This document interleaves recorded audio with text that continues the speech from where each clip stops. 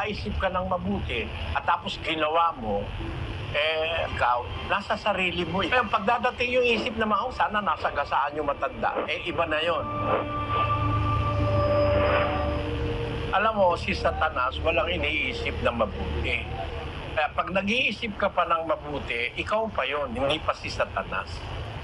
Si Satanas walang iniisip na mabuti. Siya ang naka-impluwensya sa lahat ng tao sa panahon ni Noe. Isang pamilya lang ang hindi niya na-impluwensyahan. Basahin natin ang Genesis Kapitulo 6, ang daing ng Diyos. Ito, sigurado ito Walang duda ito nangyari sa mundo ito nung panahon ni Noe. 6:5 ng Genesis. At nakita ng Panginoon na mabigat ang kasamaan ng tao sa lupa at ang buong haka ng mga pag-iisip ng kanyang puso ay pawang masama lamang na parati. Wala na silang iniisip na mabuti nun. Masama na lamang parati. Partially nangyayari sa ating panahon yan Mga bata pa, ang sama ng mag-isip. Yayayain yung kalaro, tapos kunyari lulundag, pagkatapos papatirin, baksak yung niyaya sa bugambungo, patay. Bata pa yan Yung matatanda, ganun din ngayon kung mag-isip yung iba. Di naman lahat. Pero nung panahon ni Noe, ang nakita ng Diyos, ang Diyos nakakakita ng lahat ng bagay. Sabi niya, nakita ng Panginoon mabigat ang kasamaan ng tao sa lupa. Ang buong haka ng mga pag-iisip ng kanilang puso, pawang masama lamang parati.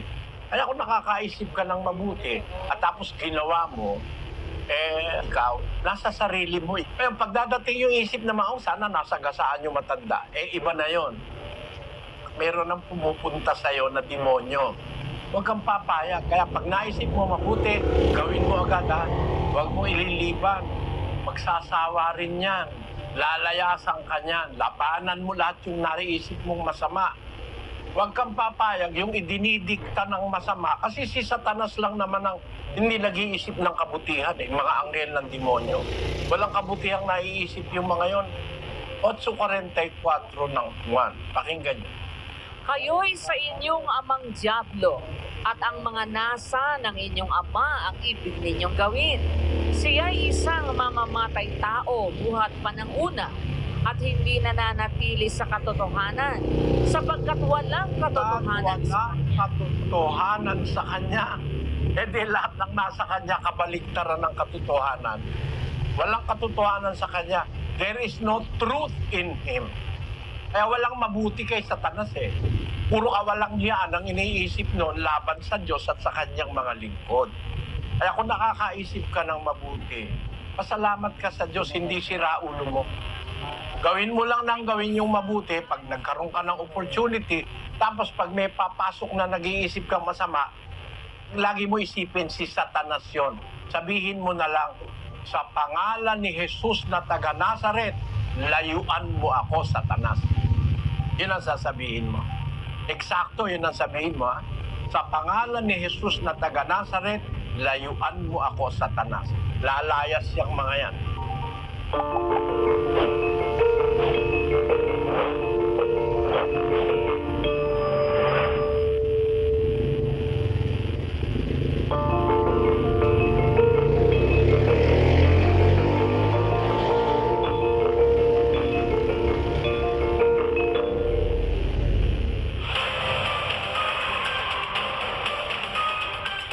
Kasi ang tao naging makasalanan.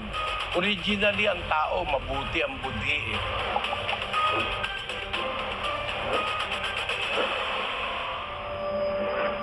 Ang mabuting puso, pinagsasanayan yon. Sabi ni Pablo, 24:16 ng Gawa, na dahil nga rito'y lagi rin akong nagsasanay upang magkaroon ng isang budhing walang kapaslangan sa Diyos at sa mga tao. Kasi ang tao naging makasalanan. Originally, ang tao mabuti ang budhi napasama ni Satanas. Yung budhi ni Eva, yung isip ni Eva, napasama. 11:3 ng 2 Korinto. Ngunit ako'y natatakot, baka sa anumang paraan, Kung paanong si Eva ay nadaya ng ahas sa kanyang katusuhan, ang inyong walang malay at malinis na mga pag-iisip na kay Kristo ay pasamain. Kakapagpasama ng isip ang dyablo. Como ang mga tao ngayon napapasama ng dyablo. Sabi ni Pablo, lagi akong nagsasanay. Ang ibig sabihin nung lagi nagsasanay, kasi napulyot na yung isip saka yung puso ng tao. Lagi akong nagsasanay na magkaroon ng isang budhi na walang kapaslangan sa Diyos at sa mga tao. Ibig sabihin, para magkaroon ka nun, pagsasanayan mo yon. It will be hard work. Isang gawaing hindi nakukuha sa isang araw o sa isang linggo o sa isang buwan. Yun ay pinagsasanayan, pinapractice na. Meron kang naramdaman na gusto mong mandaya, lalabanan mo yon. Pagsasanayan mo na hindi ka mandadaya. Ako kasi naranasan ko yun eh. Susuklian ka, sobra. Maisip mo ngayon, ay, hindi naman ako may kasalanan, sabi ni Satanas. Huwag mo na sole, hindi naman ikaw may kasalanan. Lagi kong ginagawa, pag nararamdaman ko na huwag ko nang isoli, susoli ko. Kasi ang sabi ng Diyos, huwag kang mag-iimbot. Huwag mo imbutin ng asawa, huwag mo imbutin ng bukid, huwag mo imbutin ng baka, huwag mong iimbutin ang anumang bagay ng iyong kapwa. Sinuklian ka ng sobra, kanya yun eh. Huwag mo iimbutin, susoli mo. Meron kang napulot, alam mo naman yung may-ari, susoli mo. Kaya sabi naman ni Satanas, huwag mo na soli, hindi mo naman ninakaw eh. Pero ang utos ng Diyos, isusoli mo kasi nasa mga palatuntunan ng Diyos nung una na bawa yung isang baka na pulot mo, wala ikang may-aring humahanap, aalagaan mo yung baka. Pero pag dumating yung may-ari, susoli. Yun ang utos ng Diyos. Ibig sabihin, inaalis ng Diyos sa atin yung pag-iimbot. Pag ganun ang ginawa mo, masasanay ka lagi. Masasanay kang gumagalang sa magulang mo. Hindi ka sumasagot ng paparumbato. Masasanay kang mahal mo yung asawa mo. Masasanay kang hindi ka nang loloko ng nobya mo. Pinagsasanayan yun. Kasi darating ang mga pagkakataon, yung budhi na yon, dudungisan ni Satanas yun. Pag-iisipin ka ng hindi tama. Kaya nagsasanay ako lagi. Nung masanay na si Pablo, ang sabi niya sa bandang huli, 20-26 ng gawa. Kaya nga, pinatototohanan ko sa inyo sa araw na ito na ako'y malinis sa dugo ng lahat ng mga tao. Natiyak niya na malinis siya sa dugo ng lahat ng mga tao. Nagsanay kasi siya ng mabuting budhi. Gaya nung sinasabi niya kay Timoteo sa 2:22. Datapwat, layuan mo ang masasamang pita ng kabinataan at sundin mo ang kabanalan, ang pananampalataya, ang pag-ibig, ang kapayapaan, kasama ng mga nagsisitawag sa Panginoon mula sa pusong malinis. Susundin mo yung kabanalan, pananampalataya, pag-ibig, kapayapaan, kasama ng mga nagsisitawag sa Panginoon mula sa pusong malinis. Kasi kung tumatawag ka sa Diyos, marumi naman ang puso mo. Yan sabi ng Biblia, ang pakinig ng Diyos nasa mga matuwid. Ang kanyang mata nasa kanila, ang kanyang pakinig nasa kanilang daing. Ngunit ang mukha ng Panginoon laban sa kanilang nagsisigawa ng masama.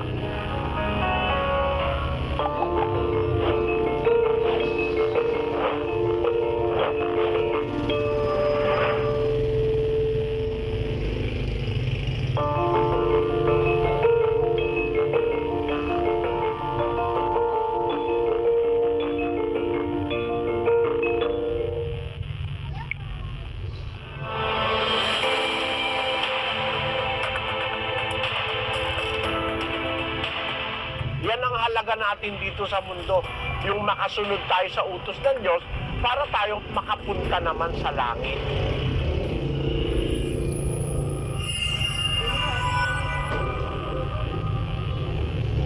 Ang halaga ng tao sa mundo ito, 12:13 ng Ecclesiastes. Pakinggan mo, kapatid.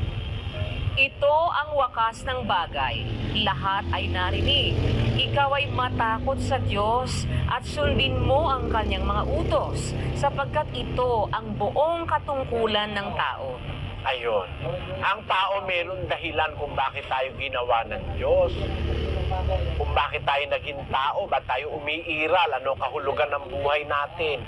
Sabi ng Biblia, ito ang wakas ng lahat ng bagay. Lahat ay narinig.